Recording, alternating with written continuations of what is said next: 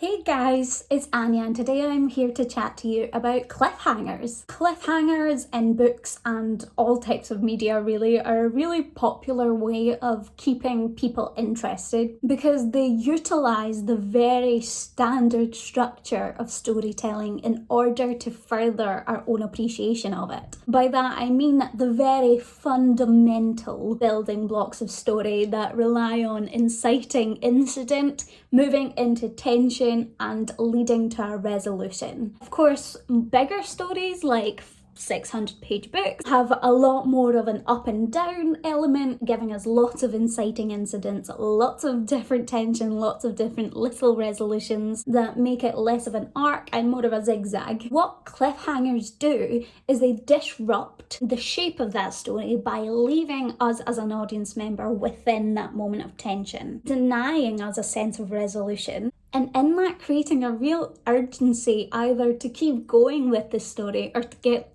your hands on the next installment as fast as you can. For that reason, I think they've been really utilised as a marketing technique and have impacted the way that a lot of stories are told and released in recent years. Not in every aspect, but I do think it's quite evident when you're reading or watching something and the story pauses at a point that's intended to make you spend more money on either the next book or the next showing. I think there's absolutely nothing wrong with that if that's the way that story was intended to be told. I do think you can see when this is the case. I do promise I don't think cliffhangers are a bad thing. I think they're a good thing when utilised well, which is why I want to talk through some common examples of cliffhangers and my thoughts on them.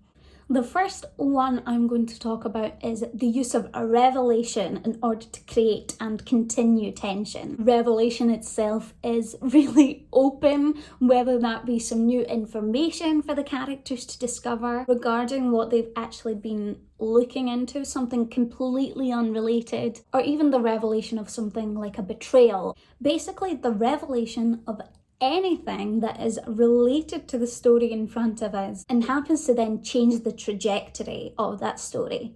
This, of course, isn't always used as a cliffhanger, but when it is, it can be literally used anywhere.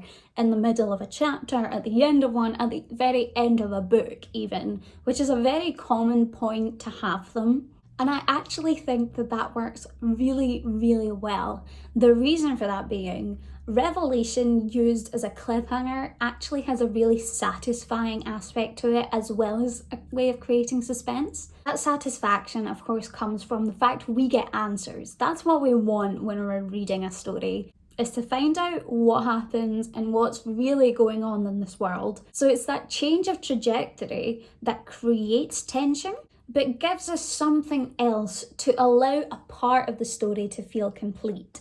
I think that's why this works really well, and I actually really enjoy seeing it at the end of books. It really ties up loose ends while creating many more threads for the story to explore. I will say there are times when this isn't done well, like when information comes absolutely out of nowhere and the story is impacted without having any of the previous aspects of it added to. And I've seen in media a lot of people don't like this anyway, and I think it is that lack of satisfaction where even the tension itself, which is then created, feels like it doesn't have a place within the story. Because as much as cliffhangers lead to something, they have to have an origin point that we already care about.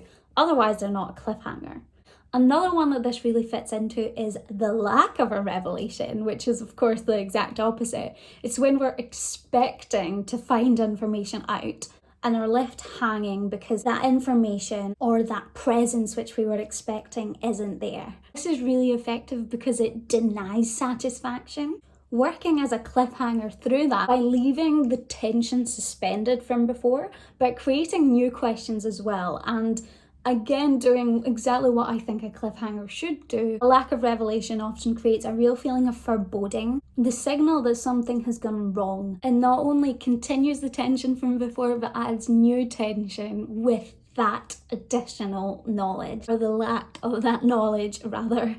Another really common cliffhanger is the separation or the capture of a character. I see this a lot in romance stories, but that may just be because I read a lot of romance stories, but it does end up being a really common plot point.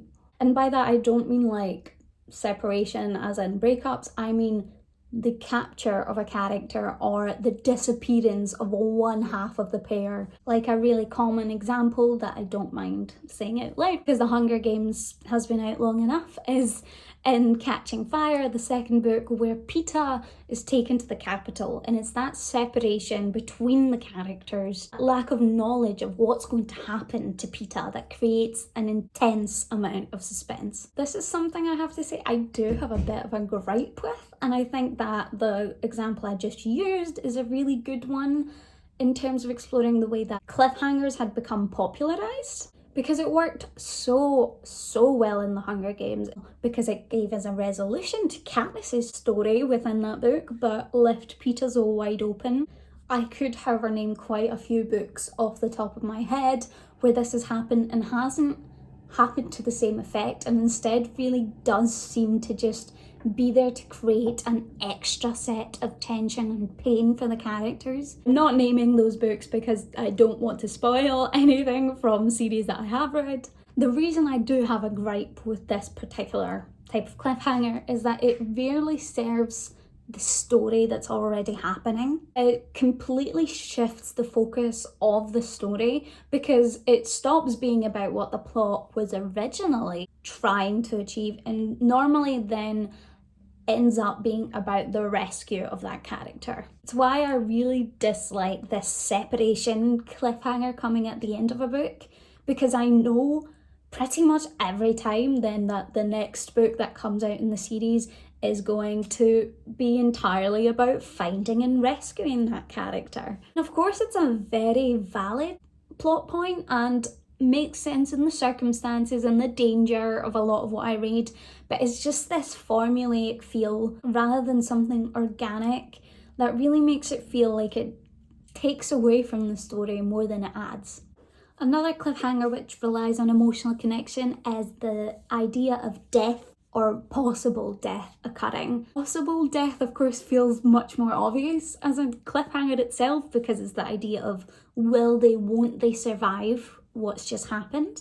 And as a very obvious example of pausing the tension, extending it, and requiring us to come back or continue reading in order to find out. This is one I don't feel particularly strongly about because yes, it makes absolute sense. It's generally used quite well. It required a connection to the before and the after of it anyway. On the other hand, we have the deaths of characters actually occurring on the page in front of us and often ending the book there or the chapter there. The cliffhanger here comes from the expectance of dramatic fallout that's going to happen with the characters dealing with the grief of losing this person, as well as the search for finding somebody to fill this role that the character served in whatever it was they were trying to achieve, whether it's in an emotional capacity or a literal skill-based one. I do have a problem with death as a cliffhanger and not getting an emotional resolution pretty much right after the death occurs, and that's because I don't trust it.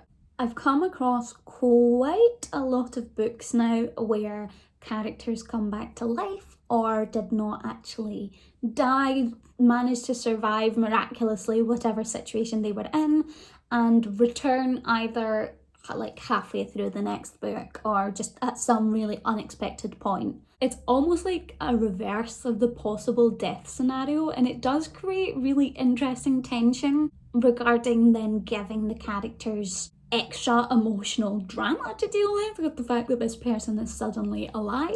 But it leaves, like I said, it leaves me full of doubt, because if I don't literally see that character's dead body being described on the page in front of me and the character's going through the process of mourning, I am pretty much going to assume that the character is going to turn up again. So I suppose it started acting as a cliffhanger to me in a bit of a different way, because then I'm just sitting there waiting expectantly for them to turn back up. This doesn't always happen, obviously, but it's definitely something I've noticed. The last type of cliffhanger I'm going to talk about is when characters are facing impending danger. This is perhaps the most classic, since it will occur constantly throughout books that we read, particularly if, like me, you read a lot of fantasy, because that's where the majority of the tension comes from. That danger often is linked to the idea of revelation, which I talked about at the start, where we find out our characters are facing something unexpected, or will have to readjust the way that they have worked thus far in order to face the oncoming danger. This, of course, creates suspense by the fact that we're left not knowing whether they'll succeed in that, what the fallout of all that dramatic tension will be, and also knowing that the story has potential for an entirely new direction to go in as the characters struggle to figure out how to face this danger. In a slightly different way is the sense of immediate danger, and this tends to occur at the end of chapters because it wouldn't really work so well to leave your character in the middle of a dangerous situation at the end of the book. You do tend to see it quite a lot in chapter ending, where we have a character enter a situation and find themselves in immediate danger, either from environmental hazards or because their greatest enemy has just walked in, and that's where the chapter ends. It leaves us obviously wanting to read on and know straight away what's been going on, but we're often left with that suspense, reading a different part of the story, catching up with a different set of characters, and will not be coming back to that immediate danger for quite a while. This is one that I do have quite a bit of difficulty with because I understand its use, but I think there's a lot more risks to it than there are benefits. For one, that type of cliffhanger often happens in multi-POV stories where we're following a cast of different characters and therefore do have different stories that we're able to switch between. Normally in that situation, you do have a favourite or a set of favourites, if it is your absolute favourites that have been left in immediate danger. All I personally want is to know what happens to them, and it starts serving as a real distraction from the rest of the story. And while there is that sense of urgency in getting back to their chapters and finding out exactly what happened, it can detract from the rest of what's going on with the other characters, where I'm just like, okay, I don't care what happened with them. This isn't the case every time. Ideally, there's enough going on in the rest of the story that all of it fits together and keeps you wanting to read, but it is a bit of a risky one. There are times as well when this isn't used in a multi-POV situation, and what it generally means is that we're left at the very end of a chapter with a sudden revelation of danger, and then the next chapter starts exactly where we left off. This isn't as common and can be really effective in creating a really dramatic focus on the revelation of danger itself, on realising that we've been left in a horrible situation and extending what's happening over onto the next chapter. Because let's be honest, nobody's going to stop reading there. I think that in itself is partly where my problem lies, because I see its effectiveness in wanting to keep your reader reading across different chapters, wanting to keep going and not take a break. However, unless it's done very effectively, it can feel rather manufactured, and I am okay with that as a one-off.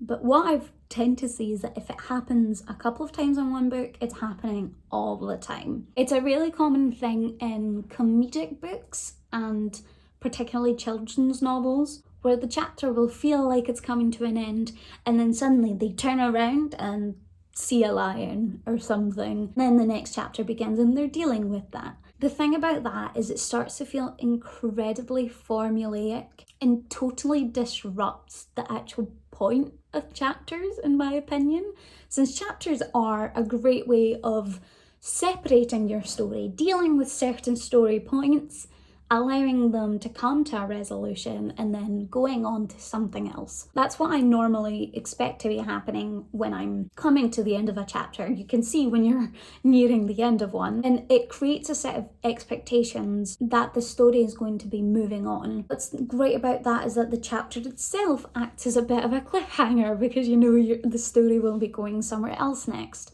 And this feeling of a forced cliffhanger, first of all, makes the purpose of a chapter feel a little bit obsolete since the ending comes in the middle. It also adds just a really big sense of predictability, which is ironic in this context. But that predictability comes from the fact that I can see the end of the chapter coming and I know that a sudden danger is going to appear. Even though I don't know what it is, there isn't that level of suspense. Either way, I've come to expect it. I know something is coming. It can work quite well if you then twist that in different ways. And that's why I suppose I do see it quite a lot in comedy. But I have seen it in books that I think I would have otherwise loved if they had just not been structured with constant cliffhanger chapter endings.